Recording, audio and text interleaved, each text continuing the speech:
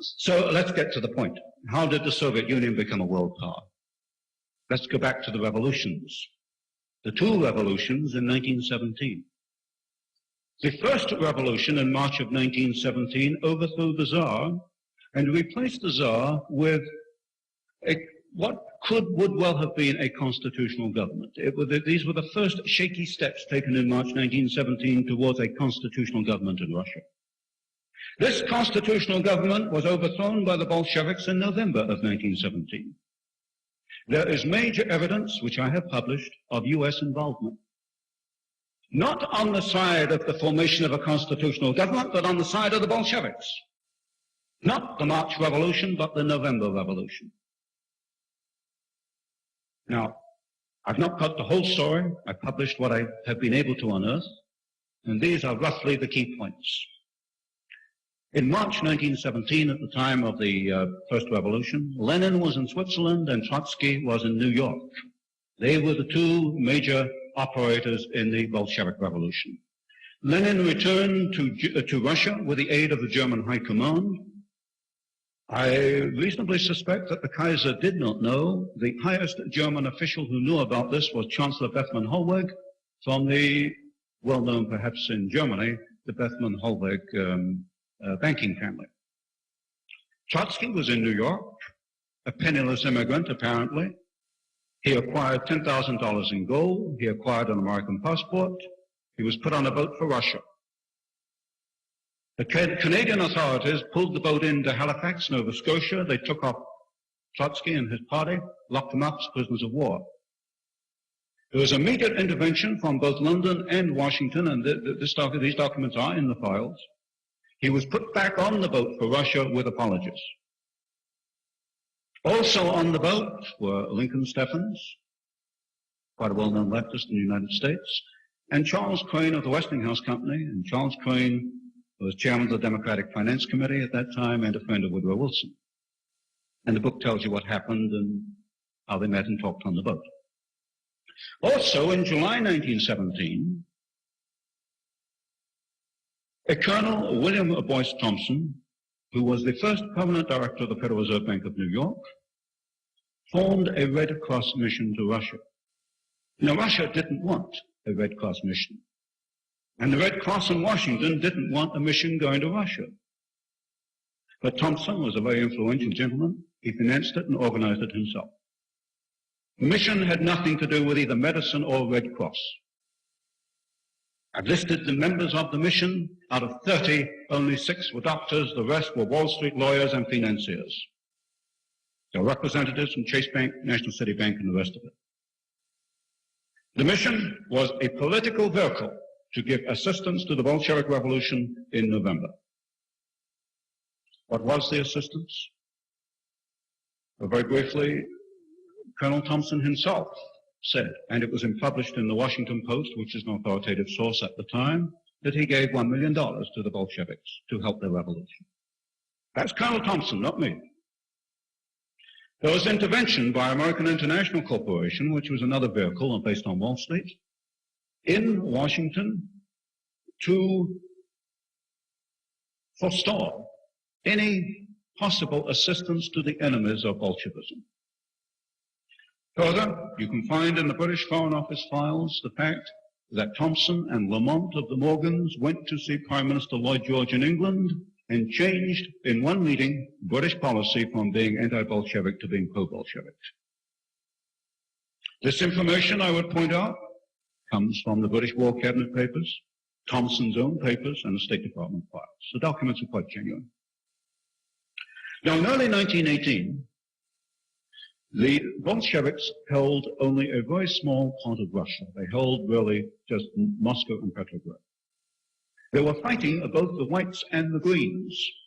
Now, the history books don't tell you about the greens. They only tell you about the reds and the whites. There were 700,000 greens. And the greens were Bolsheviks who saw that Lenin and Trotsky had betrayed the revolution to capitalists, and this was pointed out in the Russian newspapers at the time. And the Greens, 700,000 strong, were fighting against the Bolsheviks with the whites. But what happened is that the Wall Street mission and its allies in the United States gave the Bolsheviks enough breathing space to be able to occupy Russia. Another point that fits in here is Guy Richard's latest book on the rescue of the Romanovs, in which he, I think, proves that the Tsar was not killed. This is a myth perpetuated by Britain and the United States in collusion with the Soviet Union, for reasons which he will point out. And so this high-level collusion between the Soviet Union, the United States, and other countries has gone on since 1917. Now, also according to the history books, at the time of the revolution and civil war in Russia, Russian industry was in ruins. This is nonsense. Russian industry was not destroyed except perhaps in Petrograd. It was idle. It was in what the Soviets call a state of technical preservation. What happened was that the middle class, the technicians and the managers, left Russia. They weren't Bolshevik. And the plants and the equipment were standing there idle, and the Bolshevik revolutionists had no means to get it into action. What happened was, in the 1920s, foreign companies, mainly American or German, and the German companies were affiliated with major American corporations, mostly. These companies went into Russia, and they gave technical assistance, or they took the foreign concessions, some 300 or 400 of them, and this got the Soviet Union off in economic development.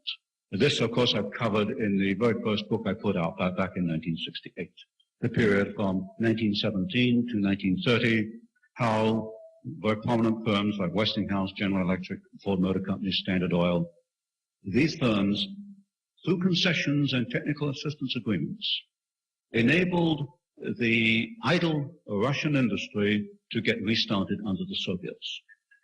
There are two names which should not be forgotten from the 1920s.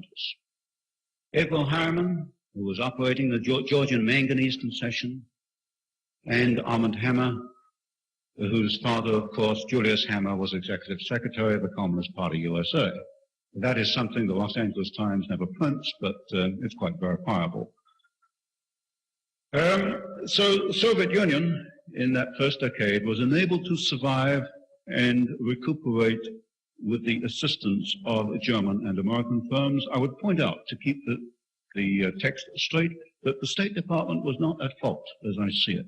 It's quite clear from the files, as I have read them, that State Department officials could look ahead. They saw the possibility of war like Korea and Vietnam, where the Soviets would supply the other side. They looked ahead and they say, no, stay out of the Soviet Union, let it find its own feet, and we should not help to build it up.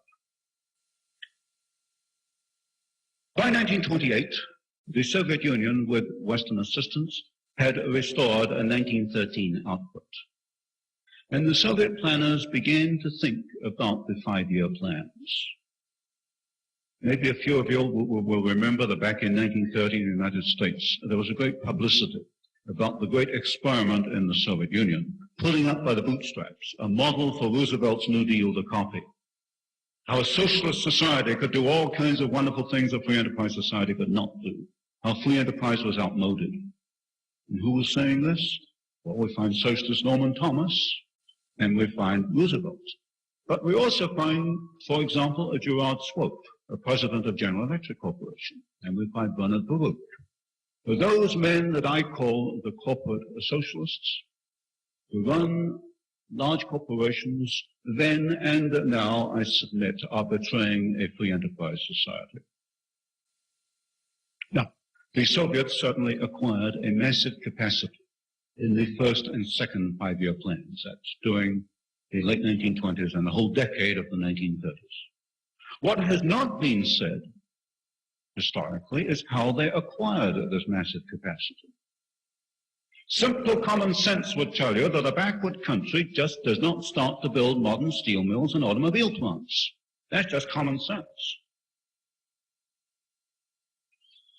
The first 5-year plan was almost entirely built by foreign corporations.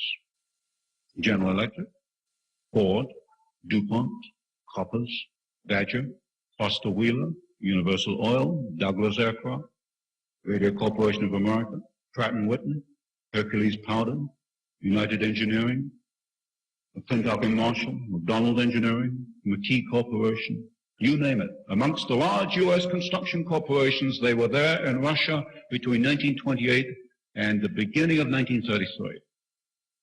The plants they built in the first 5-year plan were far larger in capacity and far more technically advanced than they were building elsewhere in the world. And the second 5-year plan in Russia, although this does not come out, of course, in the official documents, was really bringing into production the tremendous capacity built by these firms in the early 1930s. The first 5-year plan itself was not laid out by Gosplan. The Gosplan plan was just not workable. The final technical plan that was utilized was actually drawn up by a firm of industrial architects, Albert Kahn of Detroit. United Engineering, to give you a few examples, built a plant in the Soviet Union in the early 1930s to produce the longest aluminum sheets in the world, and these, of course, are essential for aircraft manufacture. And this was the time when all-metal aircraft were just beginning, even in the West. General Electric built at Kharkov a turbine plant which was 2.5 times greater in capacity than its own plant in New York at Schenectady. There were 3 gigantic tractor plants built in the Soviet Union, and the Soviets built more Internationals and more Caterpillars than those 2 companies built in the United States. Now, go back to my introduction, the 3 levels of information. The whole world largely still believes that the Soviets did it themselves. That's the official establishment version. In reality, the Soviets didn't do it. It was done by Western free enterprise. The cost in Russia were the millions of Russians who died in labor camps. I'd point out Solzhenitsyn's arguments, Julius Epstein, Operation Keelhaul. Did the American firms know about this? Yes, they did. They lied in their public announcements when they said there was no forced labor in the Soviet Union, and they knew they were lying. I know they were lying because I've seen the reports in the State Department files. The engineers on site in Russia were protesting. It was the time of the Depression. They had to have a job. And the firms told them to do nothing, say nothing, keep quiet. And I submit that our larger corporations, the corporate socialists, were no more interested in Russians dying in the early 1930s than they were in Americans dying in Korea and Vietnam with technology that they had installed in the Soviet Union. And yet the way this world is put together, it's the Harrimans and the Hammers and the Morgans and the Rockefellers who are admired and lauded. And those who plead for human decency and state the facts of dictatorship are slandered and insulted. And we find, regrettably, academics fall over themselves to perpetuate the myth.